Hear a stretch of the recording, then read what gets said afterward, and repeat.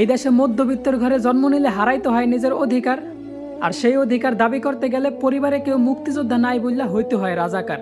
তো বলি, দেশের জন্য মুক্তিযোদ্ধারা 9 মাস যুদ্ধ করছে মানুষের অধিকার ফিরিয়ে দেওয়ার জন্য ভাই। সব সুযোগ সুবিধা শুধু তার 14 গোষ্ঠীরই দেওয়ার জন্য বললা যায় নেই।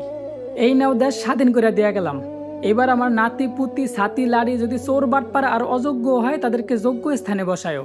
রক্ত দেওয়ার সময় কোনো মুক্তিযোদ্ধাই কিন্তু এই কথা বললা যায় নেই, বরং মানুষ যাতে তার যোগ্য অধিকার ফিরে পায় সেই জন্য হাজারো লক্ষ কোটি নারী পুরুষ রক্ত দিছে ভাই। আর আজকে যাদেরকে রাজাকার বলতাছেন না, দেশের প্রতি তাদের অবদান আপনারা কল্পনাও করতে পারবেন না।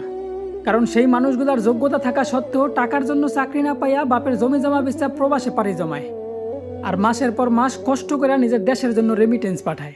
যেখানে আমাদের পূর্বপুরুষরা একটা মেয়ের সম্মান রক্ষার্থে বড় বড় যুদ্ধ করতেও দ্বিধাবোধ করে নেই, সেখানে আজ আমাদের রাজপথে মানুষ মানুষের উপর হিংস্র প্রাণীর মতো ঝাঁপায় পড়তেছে, আর তাদের শিকার থেকে কোনো নারী পুরুষ বাদ যায় নেই। 1000 বছর আগে বলে যাওয়া আমাদের প্রিয় নবীর কথাগুলা ভুল ছিল না ভাই। মানুষ এখন কি কারণে মরতেছে আর কি কারণে মারতেছে, এই দুইটা প্রশ্নের একটা উত্তরও কারো কাছে নাই। এখন বিচারকদের কানে কখনোই পৌঁছাইব না যদি বলি বিচার চাই বিচার চাই, কারণ বিচারকদের কান অনেক আগে থেকেই টাকা দিয়া বন্ধ করে দেওয়া আছে ভাই।